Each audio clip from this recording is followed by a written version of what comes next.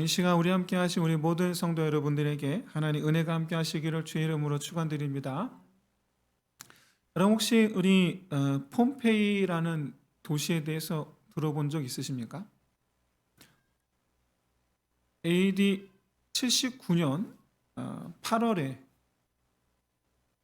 이 이탈리아의 베수비오라는 이름의 화산이 폭발하고, 그래서 그 근처에 있었던 도시인데 화산재가 평균 3m 두께로 쌓이게 되면서 순식간에 이제 도시 전체가 흔적도 없이 사라져버린 그런 비운의 도시입니다.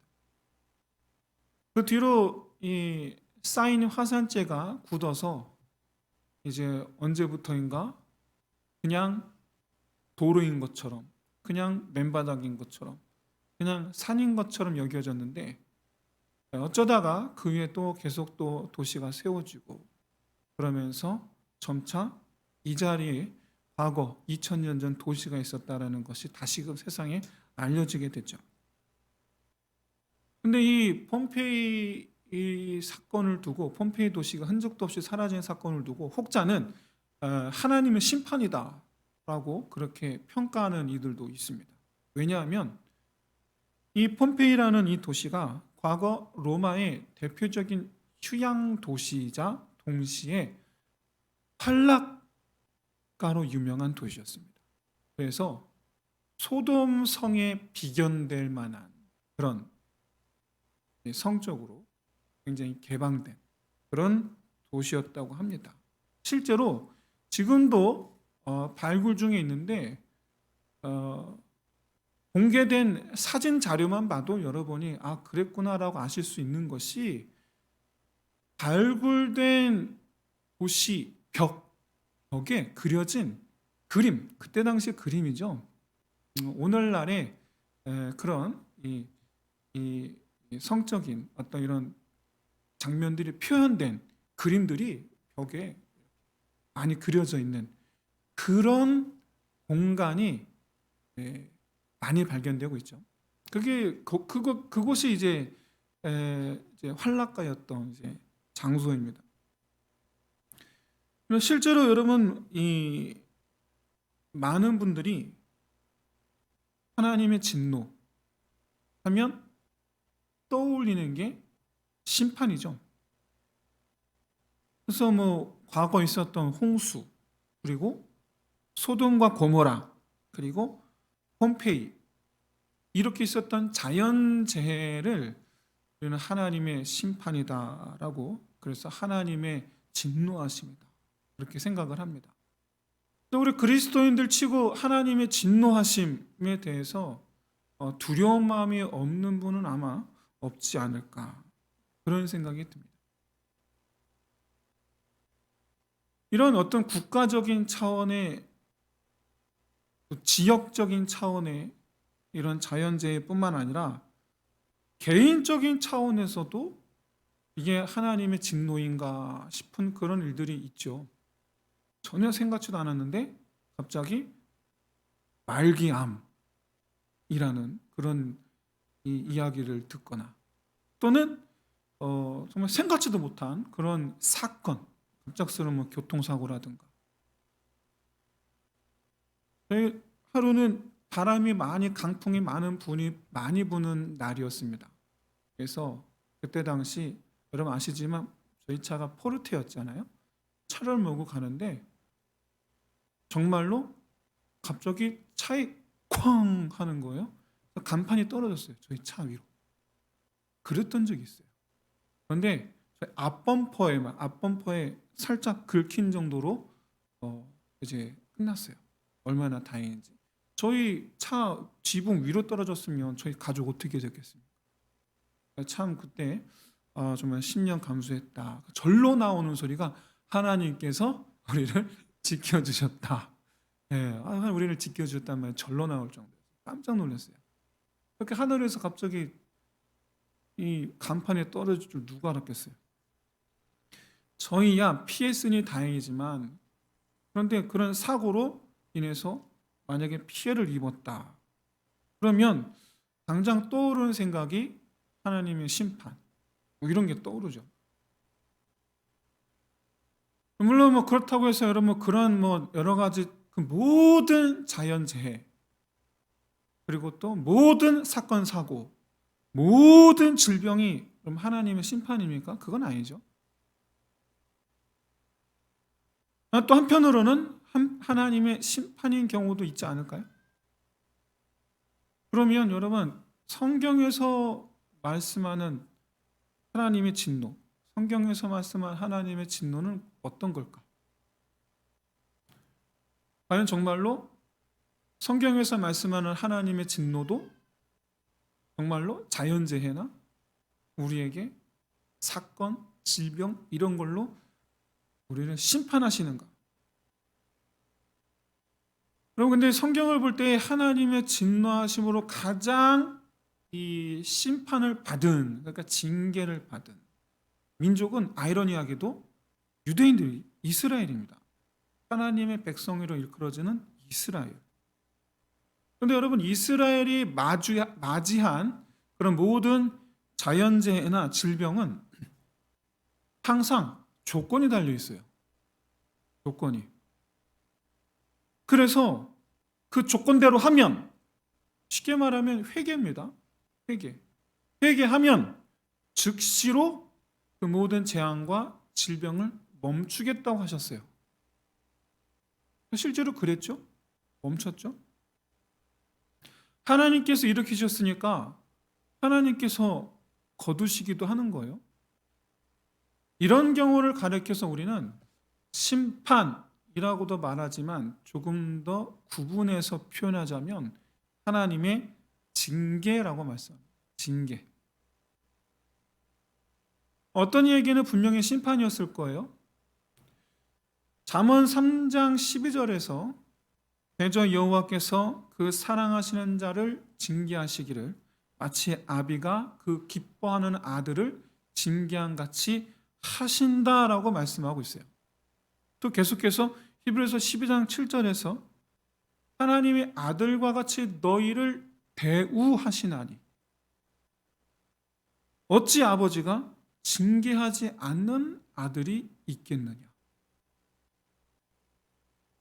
하나님을 믿으면 하나님 우리 아버지로 영접을 하면 그때부터 하나님은 우리를 아들같이 여기시고 그래서 잘못될까 하여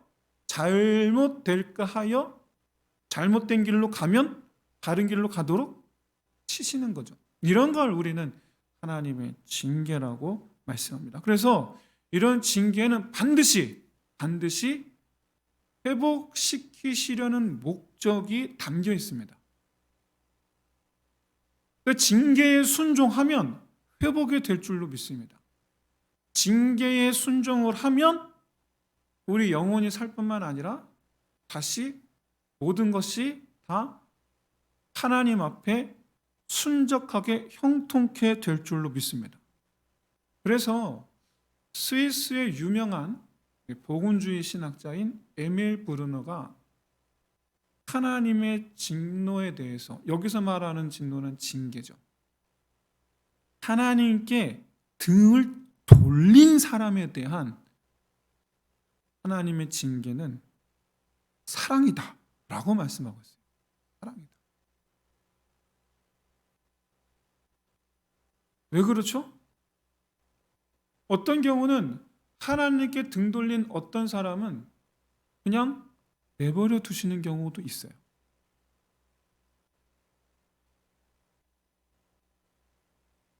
바로 그런 경우가 하나님의 진노예요. 내버려 두시는 경우. 가만 놔두는 경우. 여러분 징계와 심판은 분명히 다릅니다. 목적이 달라요. 목적이. 징계는 회복이고 심판은 끝을 목적으로 해요. 끝을.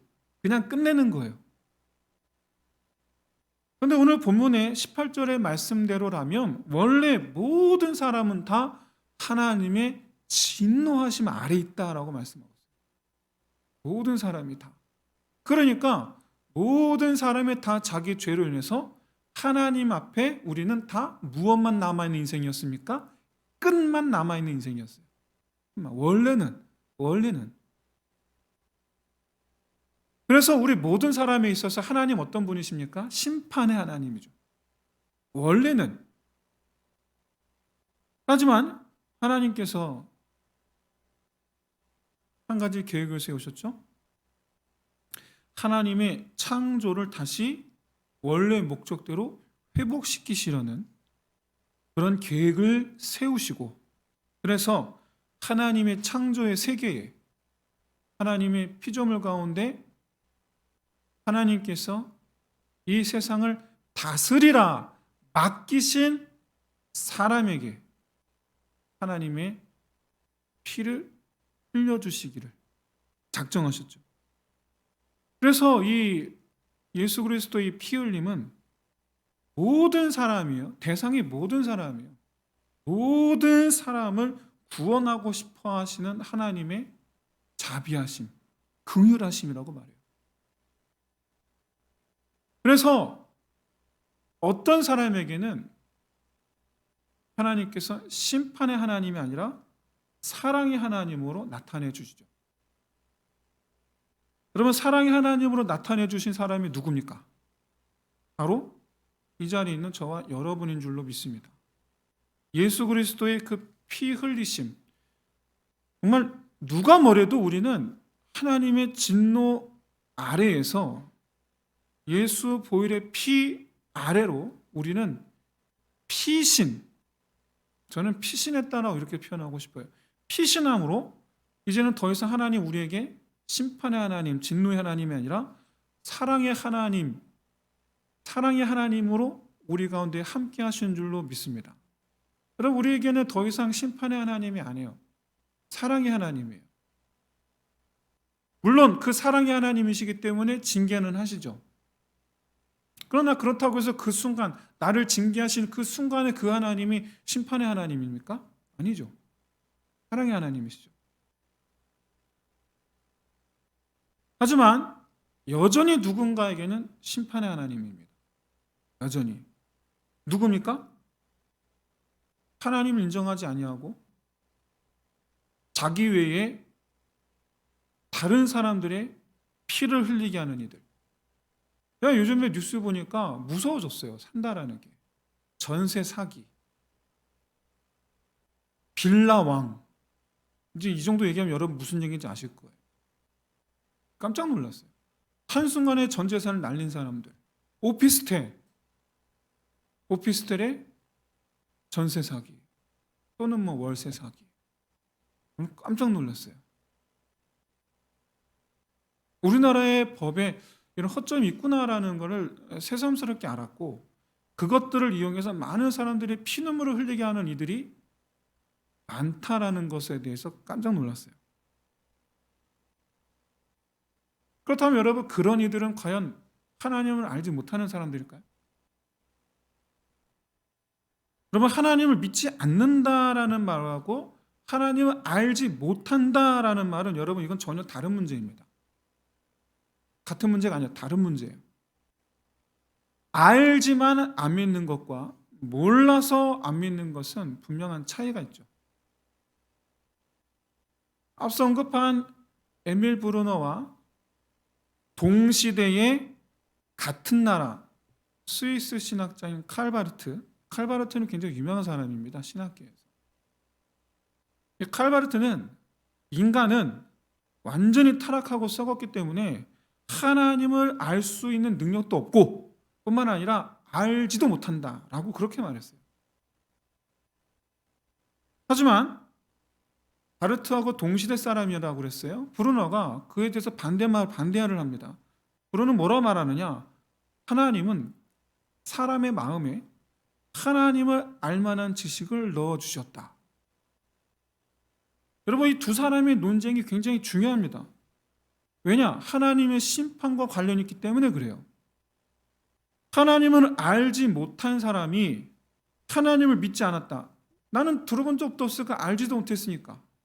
그래서 하나님을 믿지 않았다라고 말한다면 하나님 앞에서 이게 과연 정상 참작이 될까 안 될까 하는 문제인 거예요.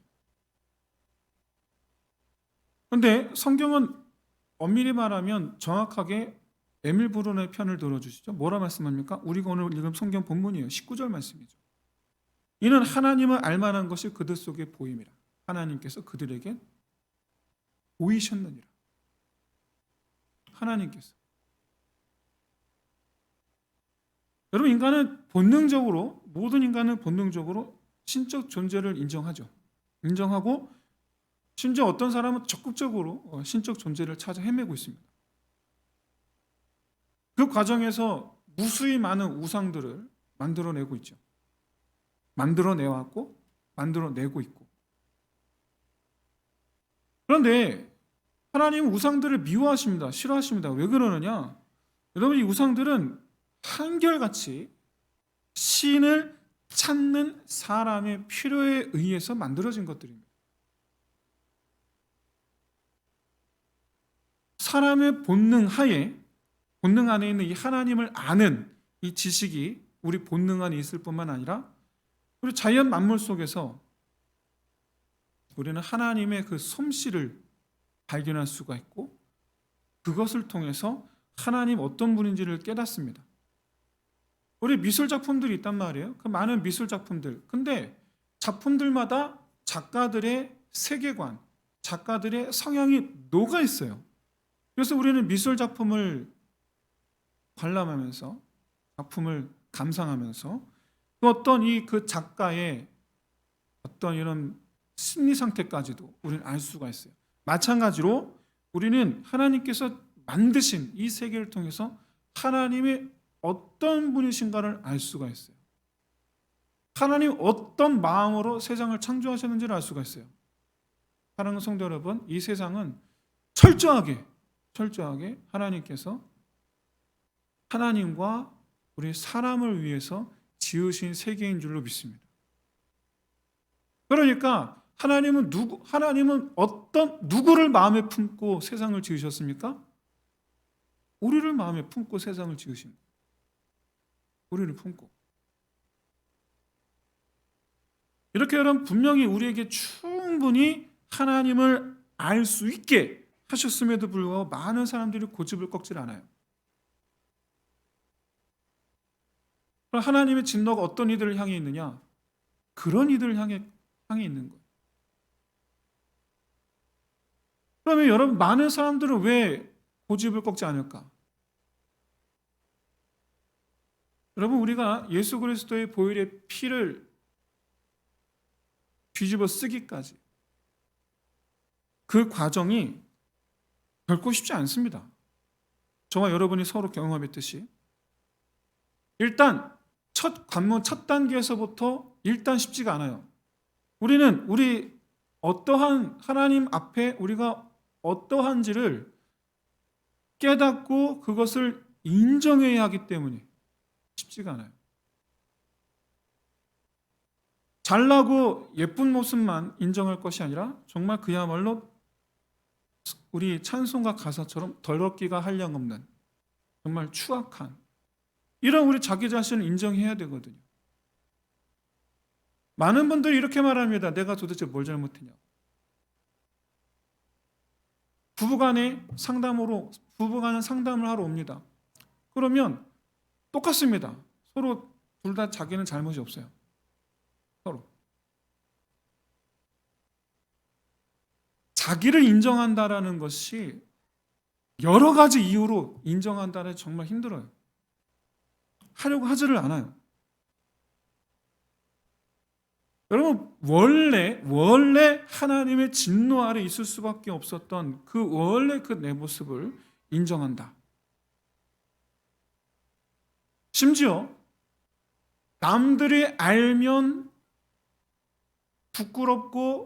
부끄럽기만 한 것이 아니라 수치스럽고 그럴 만한 이 숨겨놓은 이 죄, 그것을 드러낸다? 여러분, 그건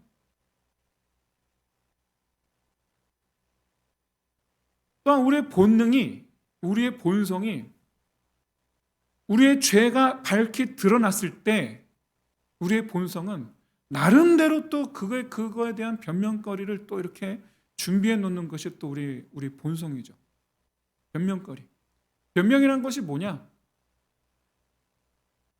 죄이지만 죄가 아니라고 변명하는 거, 죄가 아니라고 주장하는 거. 그래서 그랬다. 나름 합리화시키는 거. 그게 변명이에요. 끝까지 죄가 아니라고. 나는 잘못이 없다고.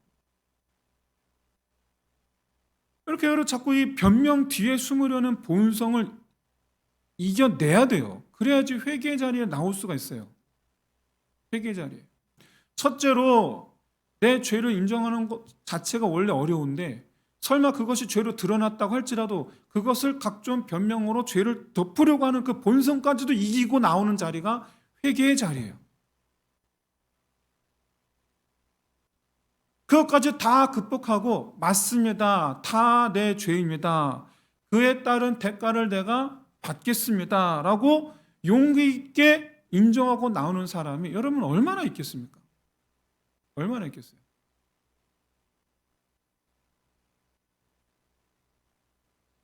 부부간의 작은 말다툼이 결국에는 이혼 문제까지 번지죠. 왜? 그 작은 말의 실수 하나를 인정하지 못해서 그래서 결국엔 거기까지 가는 거예요. 부부간의 작은 내 말이 상대방에게 조그만 가시가 되었으리라는 걸 인정하지 못해서 그래서 법정까지 가요. 그래서 그게 사람이에요. 그게. 그런데 여러분 막상 하나님 앞에 맞습니다. 주님께서 보여주신 것이 맞습니다. 정말 참으로 주님께서 내 앞에 쫙 보여주시는 그 내 모습들. 여러분 저는 최초의 회개를 사진을 보고 회개했어요. 사진을 보고. 수련회 가서 기도하는데 옆에서는 다 회개 기도라고 하는데 도대체 뭘 회개하나 궁금했어요. 근데 다들 울며 불며 쫙 울부짖는 거예요. 근데 나도 저렇게 속 시원해 울고 싶은 마음인데 잘 안 돼요. 그러다가 도대체 나는 죄가 뭐가 있을까? 를 무릎 꿇고 머리를 바닥에 쳐박고 주여 내 죄가 뭡니까? 답답한 마음에 혼자 그렇게 씨름하고 있는데 갑자기 탁 하고 앞에 필름이 툭 지나가는 거예요. 갑자기. 그때 정말 3살, 4살 때부터의 모습이 툭 지나가는데 어느 한 장면에서 딱 멈춰요. 정말 추하고 더럽기가 한량없구나. 그리고 또 툭 지나가. 어느 하나 또 탁 멈춰요. 정말 부끄럽고 수치스럽구나. 어느 장면에서 탁 멈춰요. 정말 죽고 싶구나. 이게 나구나. 그 순간 터지는 거예요. 주여 정말 내가 죽을 죄인이나이다. 3시간을 울었어요. 3시간을. 뭐 하나 변명할 거리가 없었어요. 뭐 하나. 이미 보여주셨는데 뭘. 사진으로 보여주셨는데 뭘. 변명할 거리가 없더라고요. 근데 말이죠. 그 순간 예수님의 그 십자가 보혈의 피가 뭔지를 알겠더라고요. 그 죄를 다 덮어주시는 거예요. 그 죄를 참. 그 순간이 여러분 저에게 있어서 심판의 하나님이 아니라 사랑의 하나님으로 바뀌는 순간이었어요. 그 순간이. 사랑하는 성도 여러분, 사랑의 하나님을 체험하시기를 주의 이름으로 축원드립니다. 여러분 이렇게 하나님의 이 진노 아래에서 예수의 피 아래로 옮겨가는 그 과정에는 이와 같은 내 그 더러운 죄를 인정하는 과정이 필수적입니다. 그런 과정이. 어려서부터 목사님의 아들이랍시고 해서 신앙생활을 하는 아이들이 나중에 커서 나는 엄마 뱃속에서부터 신앙인이었네, 신앙생활했네 하는 소위 모태 신앙의 사람들이 왜 모태 신앙이 되느냐? 회개 경험이 없는 거예요. 하나님 앞에 자기 죄를 고백한 경험이 없는 거예요. 하나님 앞에 자기 모습을 깨달은 적이 없는 거예요. 그냥 어려서부터 그냥 교회 다닌 거예요. 그냥. 그래서 뭔가 들은 건 많아. 굉장히 많아. 하지만 그 얘기가 다 내 얘기는 아니에요.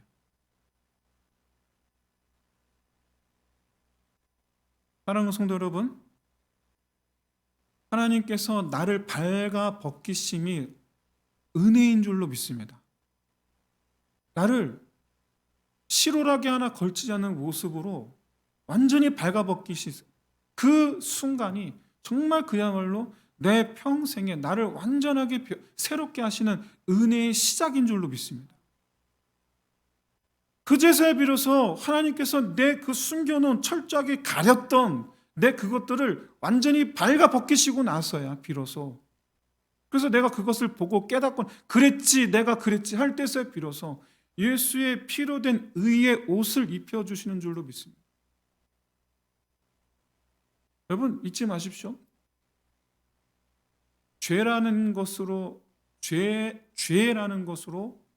지어진 누더기 같은 옷, 그 옷을 입은 채로 새 옷을 입혀주시는 게 아니에요. 그 죄라는 이름의 누더기 같은 옷을 벗겨주시고 나서 예수의 피라는 의의 옷으로 입혀주시는 거예요.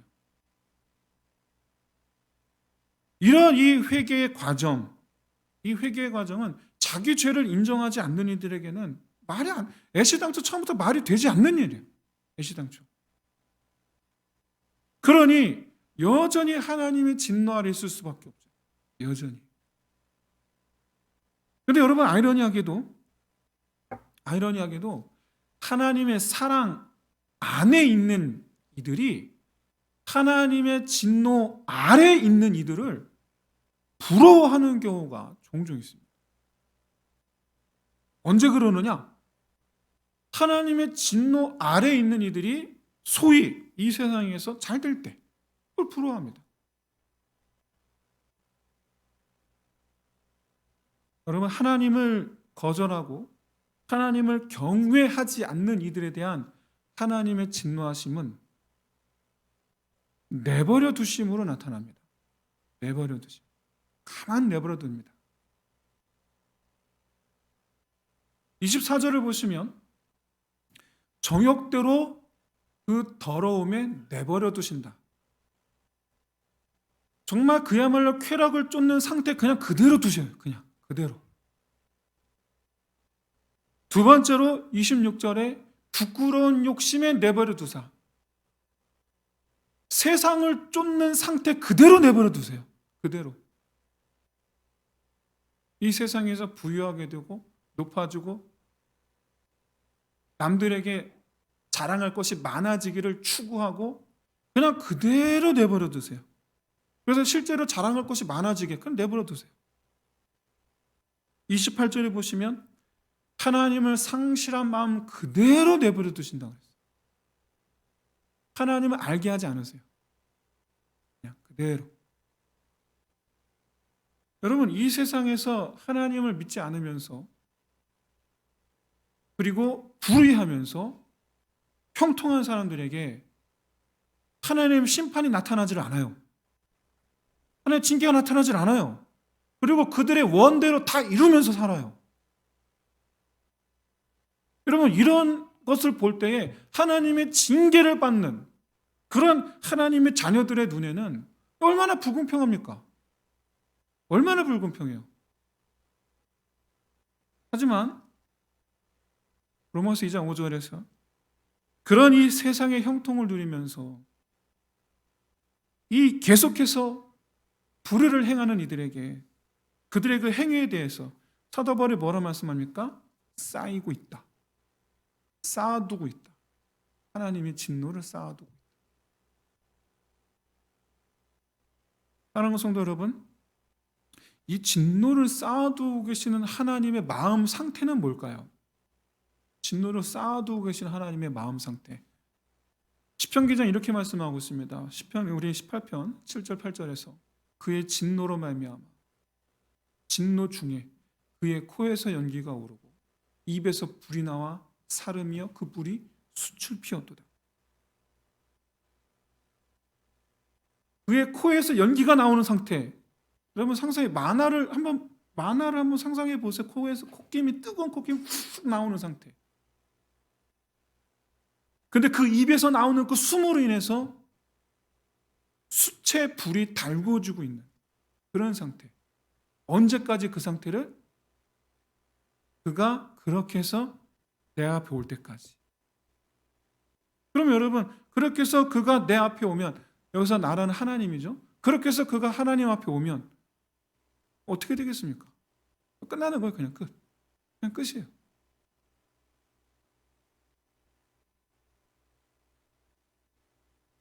한마디로 얘기해서 폭발하는 날이 다가오고 있는 거예요. 여러분, 예수의 피 없이 성공할수록 하나님의 진노가 쌓이고 있음을 여러분 영의 눈을 떠서 볼 수 있으시기를 진심으로 소원합니다. 부러워할 것이 하나도 없다는 얘기예요. 그런 것들이. 세상의 부유한 자들 보면서 부러워할 것이 하나도 없다. 이건 오카노 목사님 얘기입니다. 오카노 목사님이 어떤 여주사님 가정에 심판을 가시는데 거기가 강남입니다. 사나이가 있는 데가 강남이에요. 그리고 거기 있는 사람들은 아무튼 뭐 다 여러분은 아시지만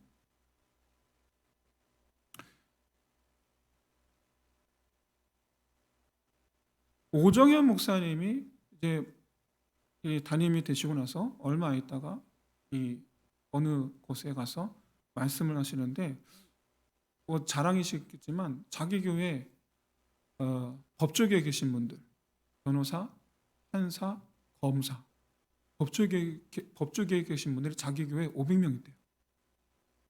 깜짝 놀랐어요. 이 어느 여집사님 가정에 이 신방을 가셨는데, 오카노 목사님 신방을 가셨는데 남편이 불신자에 안 믿어요.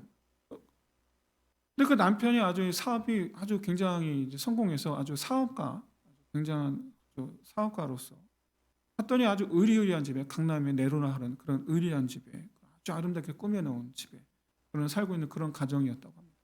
신방 마치고 나오는데 여집사님이 하는 말이, 목사님, 하나님께서 우리 가정이 얼마나 복을 주셨는지 몰라요. 우리 남편 사업 형통케 하시고 건강하게 하시고 우리 애들 학교 다 좋은 학교 유학도 다 보내주시고 이게 다 하나님의 은혜예요. 얼마나 감사한지 몰라요. 근데 그 말씀을 듣는 목사님이 속으로 이런 말씀을 하고 싶었는데 못하셨다죠. 하나님의 은혜인지 하나님의 진노인지를 구별하는 눈이 있으셔야 됩니다. 구별하는 눈, 분별할 수 있는 눈. 안타까웠다. 사랑하는 성도 여러분, 우리는 세상을 찬송할 것이 아니라 하나님을 찬송하는 자여야 될 줄로 믿습니다. 여러분, 가난과 부유함 상관없이 하나님을 찬송하는 사람. 가난해서 부유케 하셔서 찬송하는 게 아니고 가난과 부유함에 상관없이 하나님을 찬송하는 사람. 내 건강, 강건함과 연약함 상관없이 하나님을 찬송하는 사람.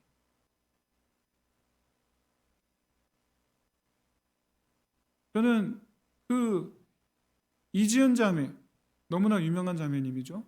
지금 이제 사역자가 되셨습니다. 차량 폭발로 인해서 전신 화상을 입으신. 근데 그가 왜 내게 이런 일이 일어났는가?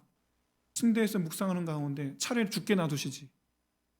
왜 내게 이런 일이 일어났는가? 근데 그 순간 자기 마음속에 자기도 모르게 눈물이 흐르면서 내가 주를 찬송하나이다. 자기도 모르게. 내 영이, 내 육신은 이렇게 되었으나 내 영이 주를 찬송하나이다. 여러분, 이 세상의 높음과 낮음에 상관없이 하나님을 찬송하는 사람, 그런 사람이 여러분 참된 복을 누리는 사람인 줄로 믿습니다. 우리는 참된 복을 누려야 될 줄로 믿습니다. 참된 복을 누릴 수 있어야 돼요. 참된 복을. 우리는 뭘 쫓아 살아가고 있습니까? 하나님을 쫓아 살아가는 저 여러분 되시기를 주의 이름으로 축원드립니다. 하나님의 진노를 알지도 못한 채 이렇게 하나님의 진노를 지금 쌓고 있는 그 사람의, 그런 사람의 이 특징에 대해서 어떤 사람이 인생을 비참하게 사는 비결로 이렇게 소개하고 있어요. 한번 보시겠습니까? 한번 우리 다 같이 한번 읽어볼까요? 시작. 나 자신에 관해서만 생각하고 이야기하라. 가능한 한 나라는 말만 사용하라. 칭찬받기를 기대하라. 지나치도록 자신을 사랑하라. 철저히 이기적인 사람이 되라. 이런 사람이 여러분 세상에서 형통케 되는 줄로 믿습니다. 믿는다 보니까 좀 그러네요. 형통케 되더라고 이런 사람이. 우리가 부러워하는 그런 사람이 되더라고 이런 사람이. 옆에서 신나게 자기 자식이나 자기 남편 자랑하고 그런 사람 보고 우리 얼마나 부럽습니까? 얼마나 질투가 납니까? 나도 그렇게 됐으면 좋겠잖아요.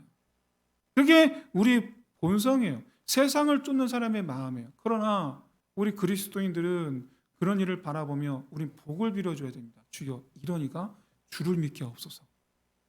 이게 우리 그리스도인의 그런 이들을 향하는 우리 마음이 되어야 될 줄로 믿습니다. 여러분 가로 안에 저 말을 이제 바꿔보겠습니다. 넘겨주세요. 한번 같이 읽어볼까요? 시작. 하나님에 관해서만 생각하고 이야기하라. 가능한 한 하나님이라는 말만 사용하라. 찬송하기를 기대하라. 지나치도록 하나님을 사랑하라. 철저히 경외하는 사람이 되라. 여러분 순식간에 저 괄호 안에 저 단어만 바꿔도 순식간에 이 세상에서 비참하게 사는 비결에서 이 세상에서 참된 복을 누리는 비결로 바뀝니다.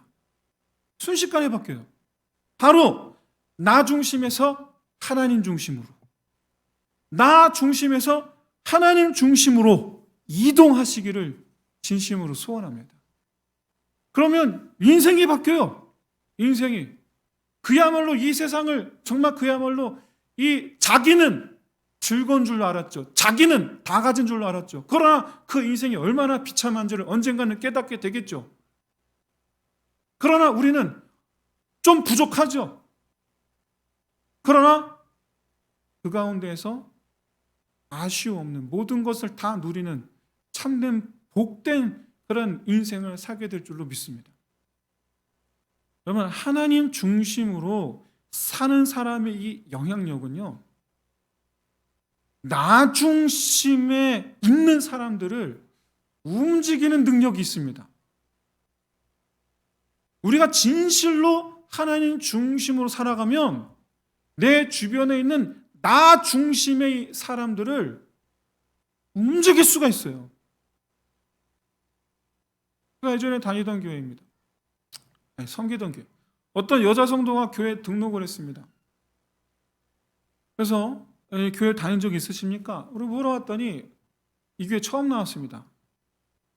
그래서 어떤 계기로 우리 교회 오셨습니까? 라고 물어봤더니 자기 아이가 다니는 유치원에 같은 유치원 다니는 학부모 어떤 엄마를 알게 됐는데 그 엄마 우연히 그냥 길을 걷게 됐대요.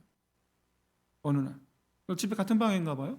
근데 길을 걷는데 이 엄마가 갑자기 이런 얘기 저런 얘기 하다가 갑자기 하늘을 쳐다보더니 정말 하나님께서 만드신 하늘은 언제 봐도 정말 가슴이 떨려요. 저는 이런 말 해본 적이 없는데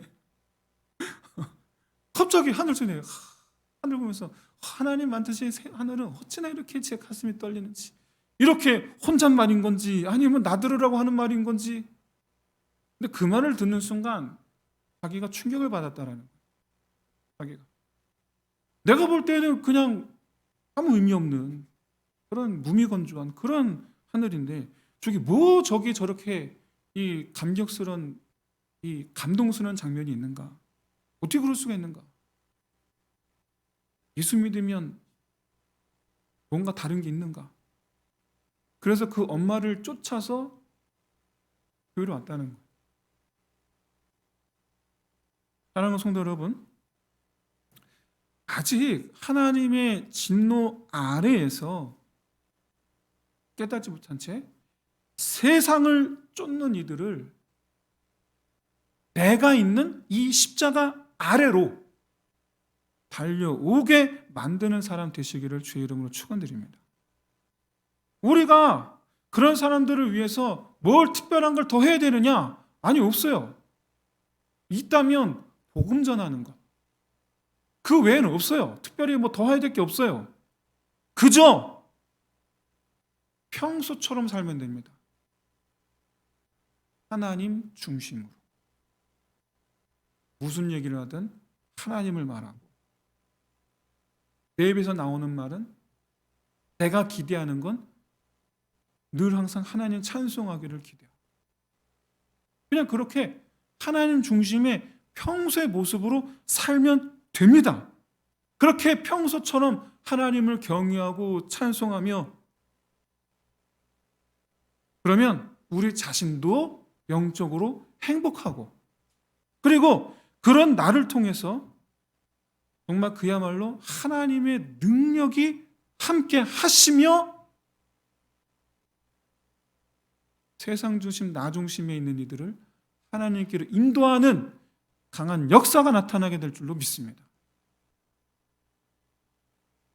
여러분, 정말 참으로 우리가 십자가 그 은혜 아래, 그래서 그 은혜 아래에서 사랑의 하나님, 그 하나님을 자랑하는 삶을 살아가는 저와 여러분 되시기를 주의 이름으로 축원드립니다. 이제 말씀 마치겠습니다. 로마서는 전체적으로 하나님의 새롭게 하심에 대해서 총 4단계, 원래는 우리 구원의 서정 그래서 보통 9가지를 말씀하고 있어요. 근데 로마서를 통해서 간략하게 4단계로 좀 구분해서 볼 수 있도록 이렇게 소개가 되어 있는, 첫 번째 1단계가 우리를 발가벗기심, 그리고 나서 두 번째가 2단계가 의의 옷으로 입히심, 그리고 3단계가 의의 옷을 입히시고 우리를 성령의 사람이 되게 하심, 성령을 쫓아 살게 하시고, 그렇게 해서 하나님께 드려진 산제물, 거룩한 산제물로 드려진 그런 제물 되게 하심, 이렇게 새롭게 하심에 대해서 말씀하고 있어요. 사랑하는 성도 여러분, 궁극적인 우리를 예수 보혈의 피로 깨끗히 하신 하나님의 이 궁극적인 이 목적, 바로 하나님께 드려진 삶을 살아가는 저 여러분 되시기를 진심으로 소원합니다. 이를 위해서 우리 함께 잠시 기도합시다. 먼저 우리 첫 번째로 나 자신이 날마다 예수 십자가 은혜 아래 있기를 구합시다. 날마다 씻음 받는 자. 그리고 두 번째로 이제는 더 이상 이 세상에서 세상을 쫓지 않고 하나님을 구하는 삶이 되기, 하나님을 나타내는 삶이 되기를. 그리고 마지막으로 세 번째로 이 세상에 정말 그야말로 하나님께 드려진 사람의 그 능력 나타내는 그런 삶이 되기를 우리 위해서 우리 함께 기도하는 시간 갖겠습니다. 우리 함께 기도하겠습니다. 할렐루야. 하나님 아버지, 이 시간